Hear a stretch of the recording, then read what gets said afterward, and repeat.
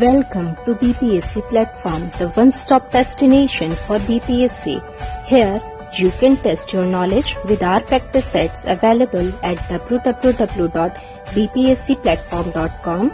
We have best video lectures of current affairs questions, general science lectures, which will cover complete syllabus of physics, chemistry, biology, as well as day-to-day miscellaneous topics, test statistics lectures for BPSC mains exam.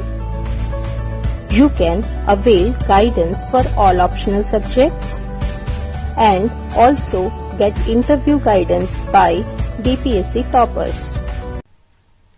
Good morning everyone, welcome to BPSC platform. और आज हम लोग करेंगे अप्रैल महीने का current affairs का part 2। तो आइए शुरू करते हैं।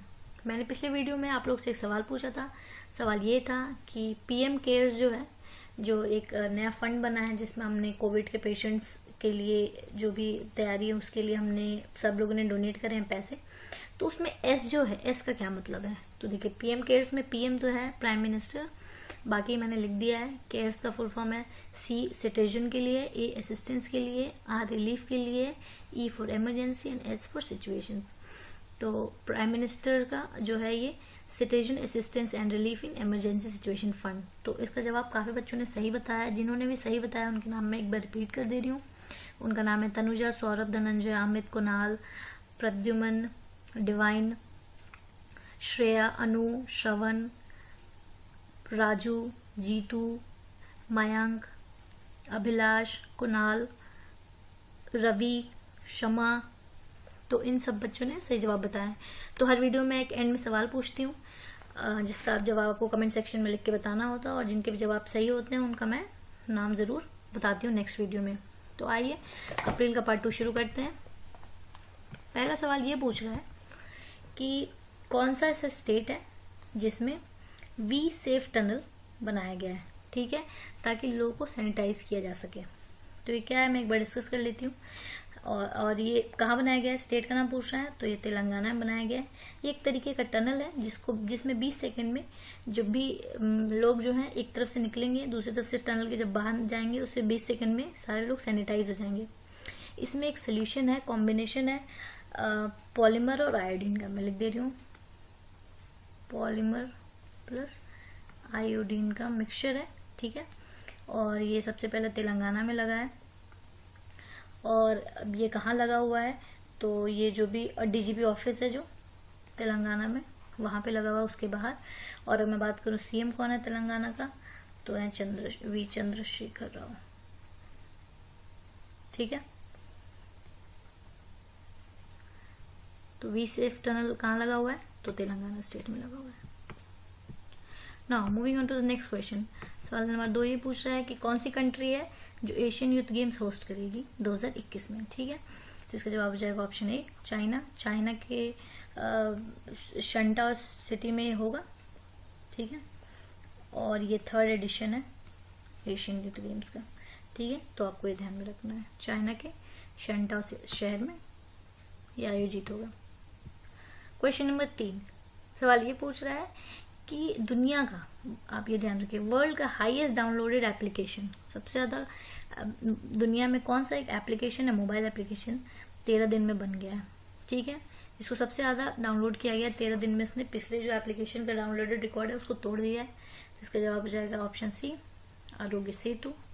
ये एप्लीकेशन इंडिया गवर्नमेंट ने बनाई है और ये ब्लूटूथ से आपकी लोकेशन ट्रेस करता है, और अगर आपके आसपास कोई भी कोविड पेशेंट है तो ये आपको इन्फॉर्मेशन भी देता है, ठीक है। तो आरोग्य सेतु ऐप है जिसने अभी दुनिया का सबसे हाईएस्ट डाउनलोडेड एप्लीकेशन बन गया है सिर्फ 13 दिन में, ठीक है। तो आपको नाम ध्यान में रखना है। और पीएम मोदी जब आए थे अपनी एक अनाउंसमेंट में, तो उन्होंने इसके लिए रिक्वेस्ट भी करी थी। तो पहले तो कम डाउनलोड्स थे, उनके रिक्वेस्ट के बाद ये काफी लोगों ने इसको डाउनलोड किया है और अभी करोड़ों यूजर्स हैं आरोग्य सेतु ऐप के, ठीक है। तो आपको नाम ध्यान में रखना है। सवाल नंबर 4 पे चलते हैं। सवाल नंबर 4 ये पूछ रहा है कि वीपो जो है उसके एक रिपोर्ट के अकॉर्डिंग कौन सी जो कंट्री है जो सबसे टॉप फाइलर कंट्री बन गई है इंटरनेशनल पेटेंट्स की। सवाल ये पूछ रहा है कि कौन सा ऐसा देश है जिसने सबसे ज्यादा पेटेंट्स फाइल किए हैं, इंटरनेशनल पेटेंट्स। मैं पहले भी आपको बता चुकी हूँ पेटेंट्स क्या होता है। जैसे कोई भी कंट्री कोई भी सॉफ्टवेयर या फिर कोई भी नई चीज इन्वेंट करती है, कोई मेडिसिन कोई भी चीज, तो वो क्या करती है, पेटेंट्स मतलब होता है वो रजिस्टर कराती है, ठीक है, कि हाँ ये मैंने इन्वेंट किया, मेरे नाम पे हो जाता है, तो उसको उस चीज का पेटेंट मिल जाता है। तो इसमें सवाल में ये पूछ रहा है कि कौन सा देश है जो सबसे ज्यादा जिसने फाइल किया है पेटेंट्स इंटरनेशनल, तो इसका जवाब हो जाएगा ऑप्शन डी, चाइना। और ये क्वेश्चन इसलिए भी इम्पोर्टेंट हो जाता है कि जब से वीपो बना है, वीपो को मैं फुल फॉर्म आप लोगों को बता दे रही हूँ, वर्ल्ड इंटेलेक्चुअल प्रॉपर्टी ऑर्गेनाइजेशन, ठीक है, मैं लिख देती हूँ, इंटेलेक्चुअल प्रॉपर्टी ऑर्गेनाइजेशन, ठीक है। तो ये विपो कब से बना है, तो विपो बना है 1978 से। तो ये जब से बना है तब से पहला टॉप नंबर जो है हमेशा यूएसए रहा है, लेकिन अब चाइना ने यूएसए को पछाड़ दिया है, तो अब यूएसए चाइना फर्स्ट पे है और सेकेंड है यूएसए, ठीक है। और तीसरा अगर मैं पूछूं, थर्ड पे आप देख लो, एकदम थर्ड है जापान। तो आपको ये ऑर्डर याद रखना है। क्वेश्चन नंबर 5,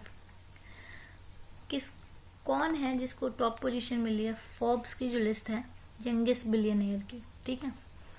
तो फोर्ब्स जो है एक पत्रिका है जो हर बार लिस्ट निकालती है, तो उस लिस्ट में यंगेस्ट सबसे कम उम्र में बिलियनियर कौन है, टॉप पोजीशन कौन है, तो वो हो जाएगा option B, Kylie Jenner. Kylie Jenner के बारे में आपको बता दूं कि इनका अपना कॉस्मेटिक वगैरह का ब्रांड है, काइली इनके नाम से ही है, तो ये यंगेस्ट बिलियनियर की लिस्ट में टॉप पे आती है, ठीक है।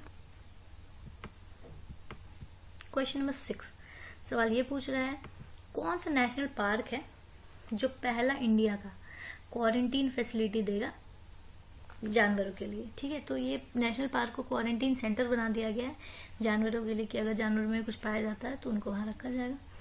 तो इसका जवाब हो जाएगा option C, Jim Corbett national park. और जिम कॉर्बेट नेशनल पार्क के बारे में कुछ बातें कर लेते हैं हम कि ये जो है ये ओल्डेस्ट नेशनल पार्क है, ठीक है, ओल्डेस्ट नेशनल पार्क में से एक है। फिर ये कहाँ पे है, तो ये उत्तराखंड में है, ठीक है, उत्तराखंड के गढ़वाली रीजन में एक जगह है पौरई, वहां पे, ठीक है। तो जिम कॉर्बेट नेशनल पार्क पहला क्वारंटीन फैसिलिटी देगा एनिमल्स को, पहला ऐसा सेंटर बन गया। क्वेश्चन नंबर 7, ये क्वेश्चन काफी इंपॉर्टेंट है, आपने काफी पिक्चरें भी देखी होंगी इसकी सोशल मीडिया पे, काफी ये चर्चे में रहा है कि जो मैटरहॉर्न माउंटेन लाइट है, ठीक है, इसने मैटरहॉर्न माउंटेन जो है इसको इस पे इंडियन फ्लैग का लाइट अप किया गया था रिसेंटली। तो ये जो है किस शहर में ये माउंटेन है, आपने देखा होगा कि एक पहाड़ होगा, ठीक है, जिसपे इंडियन फ्लैग का वो होगा, लाइट किया गया होगा इंडियन फ्लैग, आपने ये फोटो पूरी देखी होगी आजकल बहुत सोशल मीडिया पे था वो। तो ये जो माउंटेन है वो कहाँ पे है, तो ये माउंटेन जो है वो स्विट्जरलैंड में है, ठीक है, और स्विट्जरलैंड में स्विस एल्प्स में आता है, और स्विट्जरलैंड और इंडिया के बीच में है मैटरहॉर्न माउंटेन। और इसके पीछे कौन थे, मतलब जिस टेक्नीशियन ने ये किया तो वो थे जेरी हॉफस्टेटर। और ये किस लिए किया गया, ताकि स्विट्जरलैंड की तरफ से एक जेस्चर था इंडिया के लिए, ताकि हम अच्छे से कोविड-19 में साथ मिलकर लड़ पाए, ठीक है। और इससे ये सवाल पूछा जा सकता है कि जो मैटरहॉर्न माउंटेन है इसकी ऊंचाई कितनी है, ठीक है, तो इसकी ऊंचाई है 4478 मीटर्स, ठीक है। तो ये सवाल भी बन सकता है यहाँ से। कहाँ पे है, स्विट्जरलैंड और इंडिया के बीच में है, और स्विस एल्प्स भी बोलते हैं इसको, यूरोप और इंडिया के बीच में, ठीक है। क्वेश्चन नंबर 8, सवाल ये पूछ रहा है कि कौन सा स्टेट है जो पहला स्टेट बन गया जिसमें इन हाउस फैसिलिटी होगी वर्चुअल कोर्ट्स की, तो इसका जवाब हो जाएगा उत्तर प्रदेश। अब तो खैर दिल्ली में भी हो गया ये। तो इलाहाबाद जो कोर्ट है उसने अनाउंस किया है कि वर्चुअल कोर्ट फैसिलिटी हमारे यहाँ होगी। उसमें क्या होगा कि बहुत सारे इनिशिएटिव इन्होंने लिए हैं कि जो भी कोर्ट की प्रोसीडिंग होगी वो वीडियो कॉन्फ्रेंसिंग के जरिए हो पाएगी। और एक सॉफ्टवेयर भी इन्होंने अभी लॉन्च किया है जिसमें विदाउट इंटरनेट की जरूरत नहीं होगी वहां पे, और कोर्ट प्रेमिसेस आराम से लग सकेगा, ठीक है। तो ये एक अच्छा इनिशिएटिव है यूपी गवर्नमेंट का, आपको ध्यान रखना है, पहला है। बाकी अब दिल्ली गवर्नमेंट ने भी इसको शुरू कर दिया। Now question number 9, this is an important question. सवाल नंबर 9 ये पूछ रहा है कि नेशनल पंचायती राज डे किस दिन मनाया जाता है। ठीक है, तो इसका जवाब जो ऑप्शन सी 24 अप्रैल को मनाया जाता है। और ये 24 अप्रैल को क्यों मनाया जाता है? क्योंकि पंचायती राज जो एक्ट है वो आया था 24 अप्रैल को, 24 अप्रैल 1993 में लागू हुआ था। ठीक है, और किस अमेंडमेंट से लागू हुआ था? तो 73rd अमेंडमेंट था वो। ठीक है, तो ये बहुत रेवोल्यूशनरी थी। ये एक्ट जो था काफी रेवोल्यूशनरी था, क्योंकि इसमें गांव के लोगों को भी इक्वल पार्टिसिपेशन मिला था। तो ये आपको ध्यान में रखना है। नेशनल पंचायती डे कब होता है और कौन से अमेंडमेंट से लागू हुआ है। ठीक, नाउ क्वेश्चन नंबर 10, सवाल ये पूछ रहा है कि कौन सी कंट्री के साथ हम लोग करेंसी स्वैप करने वाले हैं 400 यूएसडी का, 400 मिलियन यूएसडी का डॉलर। ठीक है, तो हम लोग श्रीलंका के साथ करेंसी स्वैप करने वाले हैं 400 मिलियन यूएस डॉलर का। करेंसी स्वैप होता क्या है? तो करेंसी स्वैप क्या होता है कि जैसे दो कंट्री है, इंडिया और श्रीलंका मान लीजिए, इनके बीच करेंसी स्वैप ये हो रहा है, तो इन लोगों के बीच में एक लीगल कॉन्ट्रैक्ट बनता है दो पार्टी के बीच में कि, और इनके बीच में एक्सचेंज होती है, करेंसी एक्सचेंज होती है। और इसका फिक्स रहता है कुछ नॉर्म्स की कब रिटर्न होंगी, कब लेटर डेट पे रिटर्न होंगी। बट क्या होता है कि इनका प्री डिटरमाइंड एक अभी जो करंट रेट है उस पे वो रिटर्न होंगी। ये श्रीलंका भी इसलिए ले रही है क्योंकि श्रीलंका को अभी जरूरत है इन पैसों की कोविड-19 से लड़ने के लिए, इसलिए आरबीआई ने ये दिया है करेंसी स्वैप। और ये सार कंट्रीज में होता है और श्रीलंका को हम ये दे रहे हैं एज अ हेल्प। ठीक है, करेंसी स्वैप। तो आपको ध्यान में रखना है, अमाउंट भी ध्यान में रखना है, किसको दे रहे हैं, कौन दे रहा है, आरबीआई दे रहा है। ठीक है, चलिए सवाल नंबर 11 पे चलते हैं। इंडिया की क्या रैंक है world global press freedom index में? ठीक है, तो इंडिया की रैंक है 142। ठीक है, और पहले इंडिया की रैंक थी 140 जो कि अब स्लिप हो गई है और 142 हो गई है। ठीक है, और पूछा जाए कि इसमें पहली टॉप कंट्री कौन सी है जिसमें सबसे ज्यादा प्रेस को फ्रीडम है, तो वो है नॉर्वे। ठीक है, और ये 180 कंट्री का है। और अगर पूछें कि आखिरी कंट्री कौन सी है, तो बहुत इजी है आप लोग के लिए बताना कि आखिरी कंट्री ऑब्वियसली नॉर्थ कोरिया है। मैं लिख दे रही हूँ फिर भी, तो 188th रैंक जो है नॉर्थ कोरिया की है। चाइना की रैंक भी थोड़ी पुअर है, तो वो भी मैं लिख दे रही हूँ, 177 है चाइना की रैंक। और इंडिया की कितनी है? 142। तो आपको सब ध्यान में रखना है, फर्स्ट कौन सी है, लास्ट कौन सी है, इंडिया की क्या रैंक है। ठीक है, एटलीस्ट ये सब तो ध्यान में रखना है। सवाल नंबर 12, सवाल नंबर 12 ये पूछ रहा है कि किस कंट्री ने डेथ पेनल्टी माफ कर दी है कि जो भी माइनर्स जो हैं, जो कि माइनर्स किसको कहते हैं, जो अंडर एज है 18 साल से कम है, तो उनके लिए डेथ पेनल्टी माफ कर दी है अगर वो कोई क्राइम करते हैं। तो वो कौन सी कंट्री हो गई है? तो सऊदी अरेबिया बन गई है। सऊदी अरेबिया ने एक और चीज माफ कर दी है, फ्लॉगिंग बोलते हैं जिसको। फ्लॉगिंग मतलब हिंदी में अगर बोलूं तो मैं कोड़े बरसाने का वहां पे नियम है सऊदी अरेबिया में कि कोई गलती करता है तो वहां कोड़े मारने का नियम है। तो सऊदी अरेबिया ने भी रिसेंटली ये भी माफ कर दिया है। सवाल ये भी है आता है कि सऊदी अरेबिया ऐसा क्यों कर रहा है? तो काफी सारे रीजंस हैं कि अभी जब से मोहम्मद बिन सलमान आए हैं वहां पे, जब से वहां के लीडर बने हैं, तब से ये चेंजेस आ रहे हैं। क्योंकि सऊदी अरेबिया चाहता है कि वो सिर्फ एक ऑयल बेस्ड कंट्री ना रहे, एजुकेशन वगैरह में अपना रैंकिंग इंप्रूव करना चाहता है। तो वह तभी हो पाएगा जब यहाँ पे ह्यूमन राइट्स लोगों को मिले। आपको पता है कि वहाँ के लोगों की बहुत हालत खराब है। वहाँ औरतों को अब ड्राइविंग जाके इन्होंने अलाउ किया है कि आप ड्राइव कर सकते हैं, लेकिन अभी भी काफी सारी बंदिशें हैं। तो ये चाहते हैं कि ह्यूमन राइट्स वगैरह रैंकिंग में इनकी अच्छी इंप्रूव हो ताकि लोग यहाँ आए और यहाँ पे एजुकेशन और टूरिज्म का भी हब बने। तो इसलिए सऊदी अरेबिया ये कर रहा है। ठीक है, सवाल नंबर 13, सवाल नंबर 13 ये पूछ रहा है कि एक्सपेडिशन 62 एक मिशन है, तो किस एजेंसी का है? तो ये है नासा का।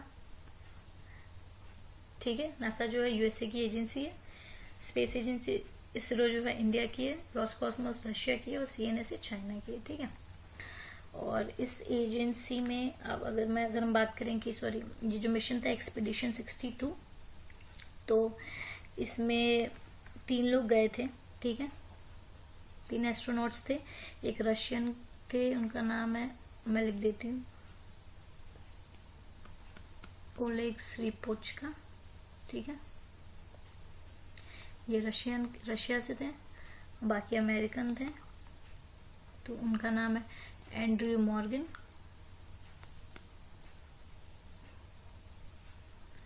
और जेसिका मेयर। ये 3 लोग गए थे और इसका नाम 62 क्यों है, क्योंकि 62nd है, ठीक है। और ये नासा का था। और अगर पूछ लूं कि कौन सा एयरक्राफ्ट क्या था, तो उसका नाम था ठीक है, तो इसका नाम भी आपको ध्यान में रखना है। क्वेश्चन नंबर 14, जीन डीच पास्ड अवे, तो ये किस कंट्री के थे? तो जीन डीच जो थे वो यूएसए के थे। और ये कौन थे? ये अभी न्यूज में भी काफी थे, आपने देखा होगा। तो ये हमारा फेवरेट कार्टून जो हुआ करता था बचपन में, टॉम एंड जेरी, उसके डायरेक्टर थे, ठीक है। और अगर जीन डीच के बारे में बात करूं तो ये इनकी उम्र 95 ईयर्स थी जब ये मरे। पराग में इनकी डेथ हुई और इनको अकेडमी अवार्ड भी मिल चुका है। किस चीज के लिए मिला है? तो इनकी एक शॉर्ट फिल्म थी मुनरो, ठीक है, इसके लिए अकेडमी अवार्ड विनर भी रह चुके हैं 1960 में। तो ये भी आपको ध्यान में रखना है, ठीक है। और ये टॉम एंड जेरी के डायरेक्टर थे, gene ditch from USA. Question number 15, कौन से स्टेट ने स्टार्ट कर दिया स्कूल रेडियो लॉकडाउन पीरियड में? तो ये काफी अच्छा इनिशिएटिव है और अब काफी बाकी स्टेट भी फॉलो कर रहे हैं, लेकिन एमपी गवर्नमेंट ने सबसे पहले इसको शुरू किया। और अगर मैं बात करूं कि एमपी गवर्नमेंट के सीएम कौन है, तो आपको पता है कि उस एमपी के सीएम है शिवराज सिंह चौहान, ठीक है। क्वेश्चन नंबर 16 पे चलते हैं। क्वेश्चन नंबर 16 ये पूछ रहा है कि कौन से स्टेट गवर्नमेंट ने एक इनिशिएटिव लॉन्च किया, एक प्रोग्राम लॉन्च किया, इसका नाम है मो प्रतिभा, और ये यूनिसेफ के साथ कोलैबोरेट करके किया है। तो मो प्रतिभा जो है, तो ये उड़ीसा की सरकार का इनिशिएटिव है, जिसमें बच्चे जी एक ऑनलाइन ये प्रतियोगिता है जिसमें बच्चे painting, drawing, poster making, slogan writing, इन सब में पार्टिसिपेट करेंगे। और उड़ीसा ने अभी 1 अप्रैल को ही उत्कल दिवस भी मनाया है, ठीक है, ये भी आपको ध्यान में रखना है।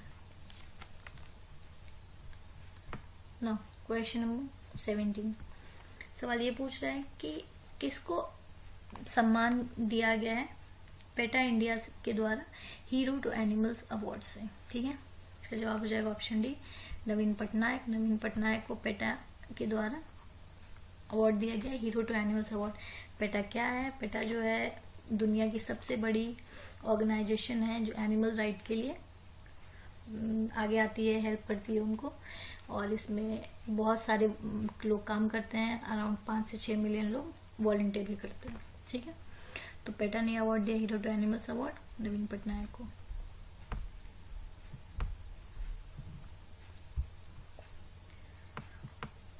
सवाल नंबर 18, प्रिंसेस मारिया टेरेसा, इनका निधन हो गया कोविड-19 से। तो ये किस देश की हैं? तो ये स्पेन की हैं, ठीक है, प्रिंसेस मारिया टेरेसा। और ये 86 ईयर्स की थी और कोविड की वजह से इनकी डेथ हो गई।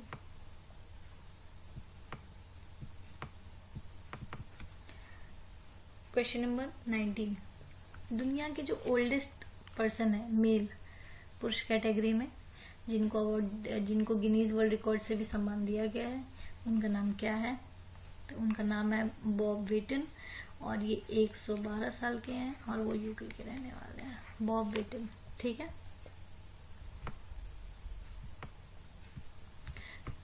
क्वेश्चन नंबर 20, कौन सा सवाल ये पूछ रहा है कि कौन सा सिटी जो है वो होस्ट करने वाला है COP 26 conference of UNFCCC on climate change. तो ये कॉन्फ्रेंस होने वाला है ग्लासगो में, और ये कॉन्फ्रेंस होने वाला था इसी साल, बट ड्यू टू कोविड इसको शिफ्ट कर दिया गया। अब ये 2021 में होगा। ग्लासगो कहाँ है? तो ग्लासगो है यूके में। और UNFCCC का फुल फॉर्म क्या है? तो United Nations framework convention on climate change पे मीटिंग है, तो अभी इसको टाल दिया गया है, 2021 में होगा ग्लासगो यूके में, ठीक है। आपको पता है काफी चीजें टल गई हैं हमारे स्पोर्ट्स, काफ़ी सारी मीटिंग्स और काफ़ी सारी वर्चुअल मीटिंग भी हो रही हैं ऑनलाइन, तो इन सब का भी हमें ध्यान में रखना है।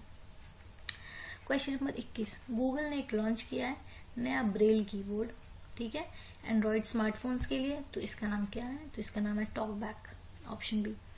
ब्रेल क्या होता है? तो जो भी दृष्टिहीन लोग होते हैं वो किस तरीके से पढ़ते हैं, आपने देखा है, टच करके पढ़ते हैं, तो उस लिपि को ब्रेल कहते हैं। और इसको किसने फाउंड किया गया था? तो लुई ब्रेल ने फाउंड किया था सॉरी। और हम लोग ब्रेल डे किस दिन, वर्ल्ड ब्रेल डे किस दिन मनाते हैं? तो वो मनाते हैं 4 जनवरी को। तो ये भी आपको ध्यान में रखना है। और नया कीबोर्ड का नाम है टॉकबैक, जो एंड्रॉयड स्मार्टफोन्स के लिए है। क्वेश्चन नंबर 22, जो 19वां एशियन गेम्स होने वाला है, ठीक है, तो इसका मैस्कट कौन है? तो इसका मैस्कट मतलब शुभंकर। मैस्कट कौन है? तो वो है स्मार्ट ट्रिपलेट्स, ठीक है। और ये कहाँ होगा? तो ये होगा 2022 में होगा, और ये होगा हांगजाओ, एक जगह है हांगजाओ, चाइना में, वहां होने वाला है, ठीक है। और स्मार्ट ट्रिपलेट्स का नाम में क्या क्या है मैं लिख दे रही हूँ। एक का नाम है कॉन्ग, एक का नाम है लियान, और एक का नाम है चेन। और ये सब आप नोट कर दे चलिए, ठीक है, कुछ भी पूछा जा सकता है। तो ये तो हो गई एशियन गेम्स की बात। अगर इसमें एशियन पैरा गेम्स की बात कर लें तो वो भी 2022 में होगा, और वो भी हांगजाओ में ही होगा, ठीक है। Para games, Asian para games, ठीक है। और उसका मैस्कट क्या है? तो उसका मैस्कट है फीफी। तो एशियन गेम्स का मैस्कट है smart triplets, Kong, Lian, chain, और एशियन पैरा गेम्स का मैस्कट है फीफी, ठीक है। ये कहाँ होगा? 2022 में होगा, और चाइना के हांगजो शहर में होगा। सवाल नंबर 23, प्रसार भारती ने एक नया चैनल लॉन्च किया है, ओल्ड क्लासिक जो भी हैं शोज उनको दिखाने के लिए। तो इसका नाम क्या है? इस चैनल का नाम है डीडी रेट्रो। तो आपको पता है कि लॉकडाउन में काफी सारे धारावाहिक दिखाए गए जिसको लोगों ने बहुत पसंद किया, रामायण हो गया, महाभारत हो गया। तो इसी तरीके से इन्होंने एक नया चैनल लॉन्च किया है कि जो भी हिट शोज थे उस टाइम के, 90s के टाइम के, वो इस पे वापस से रीटेलीकास्ट किए जाएंगे। तो एक अच्छा इनिशिएटिव है ताकि लॉकडाउन में लोगों का वक्त भी अच्छे से कटे। सवाल नंबर 24, सवाल ये पूछ रहा है कि ये जो किताब है the art of a deal, the untold story of melaena Trump, ये किसने लिखी है? तो ये लिखा है मैरी जॉर्डन ने। और अगर हम बात करें मेलिना ट्रम्प कौन है, तो ये फर्स्ट लेडी है डोनाल्ड ट्रम्प की। फर्स्ट लेडी मतलब होता है फर्स्ट लेडी मतलब वाइफ है डोनाल्ड ट्रम्प की। और डोनाल्ड ट्रम्प की अगर हम बात करें तो वो किस पार्टी से हैं? तो वो रिपब्लिकन पार्टी के हैं, पार्टी की। और इस किताब में मेलिना ट्रम्प के बारे में बताया गया है कि वो उन्होंने क्या कैसे किया, उनकी जो लाइफ हिस्ट्री है वो मैरी जॉर्डन ने इस किताब में दिखाई है।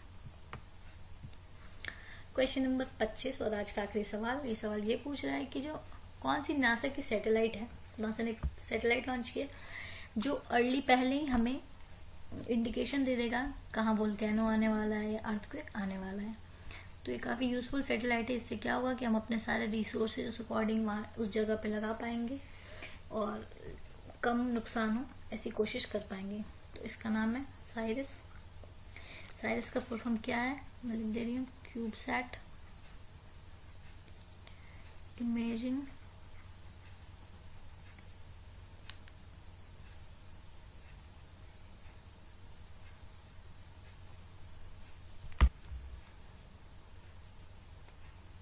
Radar for earth science. ठीक है, तो ये फुल फॉर्म है CubeSat imaging radar for earth sciences. तो ये हमें बताएगी वोल्केनो और अर्थक्वेक के पहले ही वार्निंग दे देगी ताकि हम अपनी चीजें बेटर तरीके से कर पाए, वहां पे अवेलेबिलिटी करा पाए। क्यूबसैट क्या है? तो क्यूबसैट मैं बता दूँ ये कुछ नहीं है, बस ये मिनी सैटेलाइट है और 2020 की शुरुआत से ही नासा ने करीब 1200 से ज्यादा क्यूबसैट भेजे। ठीक है, जिसमें से 80 के अराउंड डिस्ट्रॉय हो गए लॉन्च के टाइम ही। लेकिन अभी भी 1100 प्लस क्यूबसाइट्स हैं स्पेस में, जो कि हमें अर्ली मॉर्निंग दे देंगे वोल्केनो आए अर्थक्वेक के। तो ये काफी एक अच्छा इनिशिएटिव है। तो आज का क्वेश्चन फॉर द डे ये रहेगा। आपको इस सवाल का जवाब मुझे कमेंट सेक्शन में लिख के बताना है। सवाल ये है कि डोनाल्ड ट्रंप के अगेंस्ट डेमोक्रेटिक पार्टी से यूएसए इलेक्शंस में कौन खड़ा हो रहा है, उनका नाम आपको हमें कमेंट सेक्शन में लिख के बताना है, ठीक है। तो ये थे अप्रैल के करंट अफेयर्स। अब अगर आपने पार्ट 1 नहीं देखा है तो उसको जरूर देखें, और अगर ये वीडियो अच्छी लगी तो अपने दोस्तों के साथ भी शेयर करें। Thank you so much.